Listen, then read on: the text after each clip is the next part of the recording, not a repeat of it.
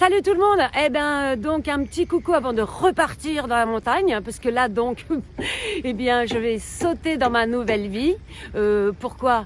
Est-ce que vous avez vu le temps pourri qu'ils nous font, hein? Cette espèce de plafond qui se désagrège comme par hasard tous les soirs vers 18-19 heures, alors que chez moi c'est grand soleil pétant depuis plus de 15 jours. Donc je me suis dit, écoute, autant rentrer, d'autant que, comme je vous ai dit, je suis en train de devenir hyper électrosensible et je peux vous dire qu'il y a un grave problème avec les ondes, notamment dans Paris. Et alors moi je les sens parce que je deviens électrosensible, mais je peux vous dire que personne ne passe à travers ça. Et ça, c'est un véritable sujet auquel il va falloir qu'on s'attaque. Parce que comme moi je les sens, je peux vous dire que la nuit, il se passe des trucs bizarres. Ils trafiquent les ondes. Ils nous bombardent au moment où on s'y attend le moins, où les 3/4 des gens dorment. J'ai remarqué que vers 1h30, 2h du matin, je peux vous dire que je ne sais pas ce qu'ils font, mais ça change. Moi, j'entends, je sens des trucs absolument hallucinants. Et d'ailleurs, j'ai regardé un documentaire sur les ondes. Il y a un réel problème. En fait, pourquoi ils nous traitent actuellement comme des cobayes et ils estiment qu'on n'a pas à se défendre? C'est parce qu'ils nous ont fait exactement la même chose avec la téléphonie mobile et avec toutes les ondes qui nous balancent.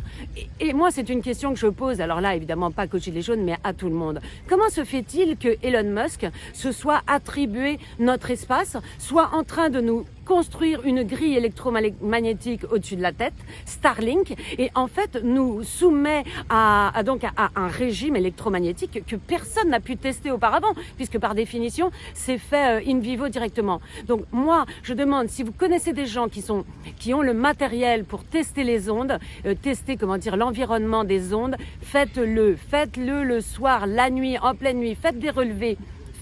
Demandez à faire des relevés dans votre appartement. Moi, je l'ai demandé. Là, ça va prendre 2 mois à se faire. Sachez que c'est gratuit de faire tester votre exposition aux ondes partout en France.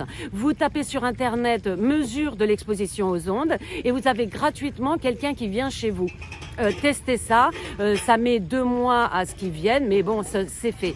Et pendant ce temps-là, si vous avez les moyens de vous payer un filtre, et ceux qui ont les moyens, bon évidemment les gilets jaunes, c'est pas toujours bon, moi je peux pas, mais si vous avez les moyens, payez-vous un filtre à 300 € qui sort du Linky pour éviter de vous faire irradier trop chez vous comme ça. Si vous avez encore plus les moyens, en fait, la réelle solution actuellement, c'est de refaire carrément tout son circuit électrique avec des câbles blindés. Bon, ça, c'est pour ceux qui ont des sous. Mais par contre, se faire tester son exposition, ça, c'est gratuit. Faites-le, parce que vous arriverez à démontrer que vous subissez une pression électromagnétique bien trop forte par rapport à votre système immunitaire et il va finir par péter. Ne croyez pas que c'est parce que vous ne le sentez pas que vous ne le subissez pas. Et quand vous serez malade, ça sera trop tard. Donc encore une fois, soyez vigilants. Bon, ça c'était mon introduction. Je voulais surtout vous dire quelques autres choses avant de partir, qui sont petites. Continuez à rester calme. Je vous appelle absolument à ne pas partir en vrille pendant les manifestations. Ils n'attendent que ça. Vous l'avez vu, par exemple, là, ce qui s'est passé à Bruxelles. Tout le monde dit, je vois que sur les réseaux, ouais, vous avez vu comment ça va chauffer et tout ça. Vous avez vu le drapeau Antifa qui flotte partout. Ça veut dire que les puissants veulent absolument nous mener au chaos. J'ai une autre preuve, pour pas parler de sujets qui fâchent entre gilets jaunes. Vous avez vu ce qui s'est passé au Kazakhstan. La dernière fois que j'ai fait une vidéo, ça venait juste de se passer, donc on n'avait pas encore une vision très claire de ce qui s'est passé. En réalité, au Kazakhstan, c'était une révolution colorée. Qu'est-ce que c'est une révolution colorée? C'est les Américains qui, en sous-main, essayent de déclencher le chaos dans un pays pour faire tomber le régime et imposer autre chose. Bon, il se trouve que Poutine était au courant et donc il avait prévenu la direction du Kazakhstan. Moralité, qu'est-ce qui est arrivé aux, entre guillemets, révolutionnaires? D'abord, il y en a plus d'une centaine qui sont morts sous les coups de l'armée kazakh. Et les autres sont en prison actuellement. Il y a eu 250 combattants qui sont maintenant dans les geôles kazakhs. Donc, on aura besoin de combattants. Je vous en supplie. Maintenez vos nerfs. Nous sommes dans une guerre d'usure. Les vrais guerriers actuellement, vous savez ce qu'ils font? Ils tiennent. Nous sommes dans une situation où nous subissons la torture Et nous devons absolument rester calmes. C'est ça l'art de cette guerre actuellement. C'est de rester ferme sur ses positions, prendre des coups, accepter cette pression terrible et trouver des moyens parallèles pour essayer de faire tomber ce régime. Cela ne peut pas être en frontal. Je vous l'ai dit, si vraiment vous n'en pouvez plus, organisez des actions furtives, des actions je ne peux pas le dire, de déstabilisation, pour faire chier, pour emmerder tous ceux qui nous entravent. J'ai vu que les actions boycott, notamment boycott Leclerc, ça a super bien marché. J'ai vu que là, en Russie, vous savez que le pass sanitaire ou vaccinal, je sais plus où il en était, il est tombé en 3 semaines. Vous savez pourquoi? Parce que les Russes, ils ont dit ah c'est comme ça, et ben on sort plus, on va plus au resto, on va plus boire, on va plus au concert, on va plus au spectacle, même avec nos vaccins, etc. Et ils ont été obligés d'arrêter parce que c'est les villes étaient aussi vides que pendant le confinement où tout le monde était obligé d'être enfermé. Donc c'est une véritable force. Notre force, c'est la force d'inertie, c'est la force de contestation, c'est la désobéissance civile, non violente, du moins non violente comme ça physiquement. Je vous rappelle que les flics ne sont que les marteaux de nos ennemis, ce ne sont pas nos ennemis, donc arrêtez de vous tromper d'ennemis et arrêtez de faire n'importe quoi et surtout débrouillez-vous pour qu'on ne nous inflige pas un régime beaucoup plus dur dans lequel on n'arriverait plus à en sortir, tout simplement. Donc je vous en prie, appel au calme, ne vous laissez pas embarquer parce que vous voyez 2-3 cinglés lancer des trucs, etc. Quel est le bilan de Bruxelles? Je vois qu'il y en a qui sont très contents là, ouais vous avez vu Bruxelles, ça a chauffé. Quel est le résultat? Rien n'a bougé, aucune loi n'a bougé. Par contre, on a des combattants en prison à Bruxelles. Et c'est tout. Donc, soyez plus malins, soyez forts. Je sais que c'est très dur, la guerre d'usure c'est très dur. Ça fait déjà 2 ans qu'on est dedans. Pour ceux qui le savent, ça fait déjà 20 ans qu'on est dedans parce que les épandages, ça fait 20 ans.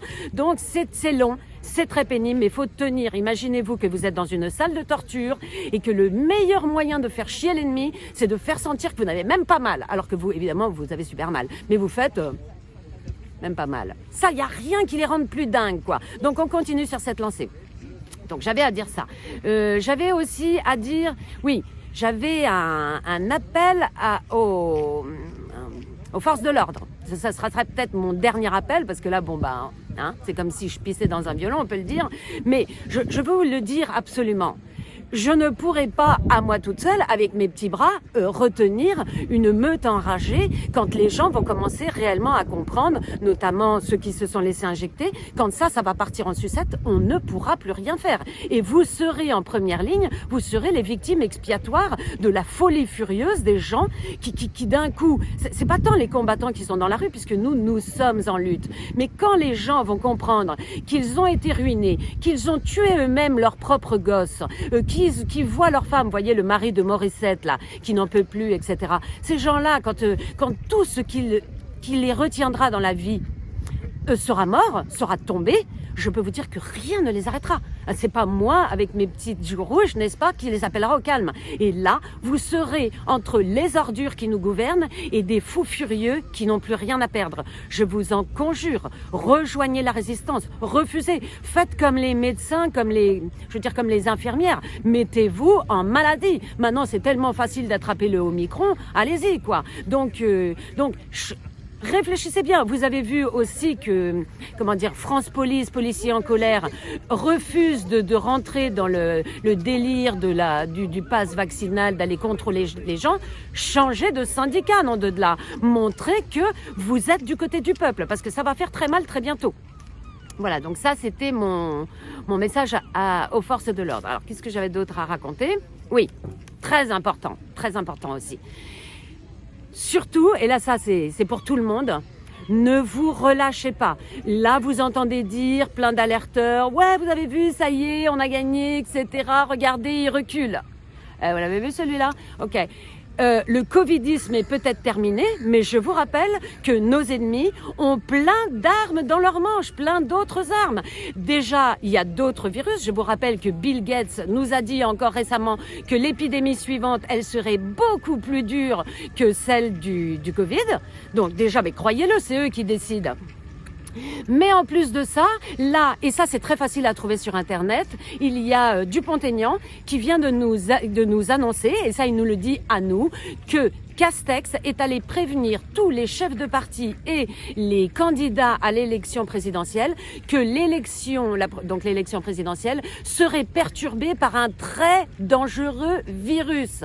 Alors ça, je vous en parle dans la deuxième partie. On va faire une deuxième partie puisque vous savez, on ne peut pas parler de ces choses-là sur YouTube. Donc on fera une toute petite fin que vous allez regarder soit sur Odyssée, soit sur des lives. Donc, en fait, c'est une torture psychologique bien connue qui est d'alterner des moments de très forte pression et des moments de relâchement, et quand d'un coup tout le monde se dit « Ah putain, ça y est, hop, on te replonge la tête dans la baignoire ». C'est connu. Si là vous vous dites « Ah ça y est, c'est fini et tout ça, on se détend », le prochain coup va faire très mal. Donc, dites-vous « Bon, il y a un petit relâchement, je vais en profiter pour faire ci et ça, mais je ne baisse pas la garde et surtout je garde mon estomac bien solidifié parce que derrière, ça va faire mal ». Je vous rappelle que la dernière fois que Macron a dit que c'était terminé, c'était le 26 juin. Il a dit « Allez, ça y est, tout le monde part en vacances, on enlève les masques, allez, c'est fini ». Le 12 juillet, c'est-à-dire 15 jours plus tard, il annonçait la vaccination obligatoire des soignants et il annonçait surtout qu'on aurait besoin d'un pass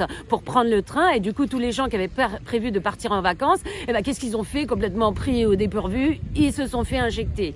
Voilà, donc ne croyez pas, nous avons un ennemi, il est coriace, il ne va pas lâcher l'affaire tout simplement parce que le Covid ne suit plus, d'autant qu'ils l'ont prévu. Je vous rappelle que pour 2025, on sait déjà qu'il s'appelle le SPARS. Donc, sachez que l'ennemi est retors, et tant que c'est pas nous, c'est-à-dire les combattants qui vous disent la guerre est finie, ça y est, c'est la fête, la guerre n'est pas finie, ok?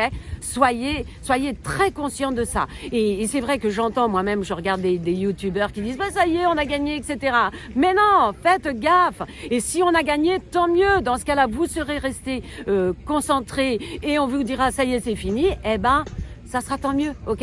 Mais là, ne vous laissez pas berner. L'ennemi est d'une perversion et d'une ruse, vous voyez bien, la malveillance. On va les emmerder jusqu'au bout. Vous croyez qu'il a dit ça il y a 4 jours? Et puis là maintenant, il dirait, allez, ça y est, c'est fini? Non. Il faut voir aussi qu'ils viennent de réussir à passer le pass vaccinal. Ils l'ont même sabré au champagne, tellement ils savent qu'il y avait une récompense derrière. Vous croyez pas que, hop, le pass vaccinal, le Covid est fini, on va le ranger? Non, c'est parce qu'on bascule, comme je vous ai expliqué, dans une autre société. Et ça, tant qu'on n'arrivera pas à le faire tomber définitivement, ils le transformeront en pass climatique, en pass vaccinal d'un autre virus. Enfin, c'est sans fin. Cette guerre, elle est longue, elle est dure, c'est une guerre d'usure, c'est une guerre psychologique. Et voilà. Tenez, et d'ailleurs, la dernière fois, je vous avais dit de prendre des plantes et tout ça en narcogélule. Pour ceux qui paniquent vraiment trop quand ça va pas, il y a aussi une huile essentielle d'angélique. Elle est un petit peu chère, mais c'est vrai que quand on va pas bien, on s'en met 2 gouttes sur le sternum comme ça, et dans les 10 minutes, ça y est, tout ça passe, le diaphragme se détend, on va vachement mieux. N'hésitez pas à vous supplémenter. Vous avez vu qu'ils veulent interdire la vitamine D3, donc achetez-en au moins pour cet hiver, voire pour les 2 hivers qui arrivent là. De la vitamine D3 2000 UI, je vous l'ai dit plein de fois, mais voilà. Je vous rappelle que si vous prenez tous les jours de la vitamine D, de la vitamine C, du zinc, vous ne pouvez pas tomber malade de rien, parce que ça n'est pas dirigé contre spécialement ce virus, ces vitamines. Ce sont en fait des produits, des oligo-éléments, des vitamines qui empêchent la réplication du virus à l'intérieur des cellules. Donc n'importe quel virus qui arriverait, c'est pour ça qu'on va parler tout à l'heure, comme je vous dis, il y a peut-être bien un autre virus qui arrive derrière, c'est ce qu'ils nous disent. Donc ces ingrédients-là, ces produits-là, ils sont bons pour tout. Achetez-en, ne l'oubliez pas. Et je vous avais dit aussi, ça c'était il y a 2 ans, d'avoir toujours sur vous un petit peu d'huile essentielle de Ravinsara. Moi, quand après une manif, j'ai eu trop froid, etc., je rentre, ça me gratouille un peu, malgré tout ce que j'ai pris, ça me gratouille un peu dans les bronches. Je prends 3 gouttes de Ravinsara dans une petite cuillère d'huile, de n'importe quelle huile, de l'huile d'olive. On avale ça, c'est fini. Dans le quart d'heure, ça me gratte plus les poumons. On a plein de ressources. Vous prenez aussi des tisanes de thym. Je veux dire, ça va quoi. Les virus, on les connaît, on vit avec, on en a dedans, on en a dehors. C'est pas ça qui va nous faire peur, ok? Donc voilà. dernière chose que j'avais à dire. Oui, ben voilà. Une dernière chose sur cette plateforme-là. On va tenir parce que la bonne nouvelle, là je l'ai encore regardé tout à l'heure, il y a 54% des Français qui ne sont pas à jour à l'heure d'aujourd'hui, au jour d'aujourd'hui, c'est-à-dire qu'il y a 54% qui n'ont pas le troisième, le booster là, booster de mort, hein. Donc ils ne l'ont pas fait, c'est-à-dire que nous sommes déjà en majorité. C'est pourquoi il faut tenir, il faut pas lancer le chaos parce que ces gens qui sont un tout petit peu en train de se réveiller, sont en train de se dire, même mes parents ils commencent à trouver bizarre quand même qu'on veuille interdire la vitamine D. Là, il y a des cases qui s'ouvrent. C'est pas le moment que parce que d'un coup ils vont voir le chaos, tout qui brûle et tout ça, qu'ils vont être d'accord pour pour un retour sécuritaire fort que Macron va leur proposer ou l'armée le rejoindre fort et tout ça. C'est le moment. Reprenez contact avec des gens quand on vous pose des questions. Si vous voyez que des proches commencent à vous dire ouais quand même c'est vrai que je commence à trouver ça bizarre ce qu'ils font. Allez-y, reglissez des petites infos, réexpliquez ce qu'on sait depuis le début, que tout ça est une machination. Voilà, on va tenir parce qu'on est fort, parce qu'on est ensemble. Et justement, je vous le redis encore, rejoignez les réseaux. Si vous êtes éloigné, si vous êtes dans la campagne tout seul, sachez que le réseau Solaris a des centaines de cellules, ils appellent ça les cellules comme les cellules d'un corps, sur toute la France maintenant. Ce réseau est en train de vraiment s'organiser, ne serait-ce que pour communiquer, pour ne pas être tout seul, pour s'échanger des choses, pour s'aider en cas de besoin, pour s'échanger des services. C'est ça, la force qu'on a, nous. Eux, ils ont la force de l'argent, la force de l'armée, donc la force de la loi. Et nous avons l'entraide, la compassion, l'humanité et le réseau humain. Et c'est comme ça qu'on va gagner. On reste fort, on reste tous ensemble. Moi, je vous dis, je ne lâcherai jamais. On va y arriver. À tout de suite sur l'autre plateforme.